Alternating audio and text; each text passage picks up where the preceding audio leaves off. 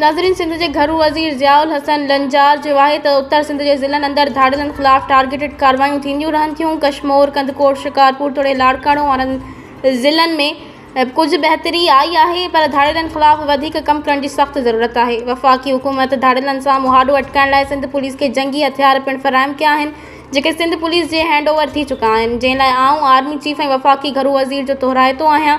जिन धाड़िलनि सां भरपूर मुक़ाबले लाइ जदीद हथियार सिंध पुलिस खे फ़राहम कया आहिनि। हिन इहे ॻाल्हियूं ठटे शहर में जदीद तर्ज़ ते तामीर थियल मॉडल पुलिस स्टेशन ठटो जो इफ़्तिताही सूबाई वज़ीर सैयद रियाज़ हुसैन शिराज़ी, पीपी ज़िले ठटे जे सदर MNA सादिक अली मेमण, ज़िले काउंसिल ठटे जे चेयरमैन अब्दुल हमीद पंवर ऐं DIG Hyderabad Tariq Dharejo, SSP Thatta doctor Imran Khan सां गॾु इफ़्तिताह करण बाद सहाफ़ियुनि सां ॻाल्हाईंदे कयूं। घरू सूबाई वज़ीर ज़ियाउल हसन लंजार वधीक चयो त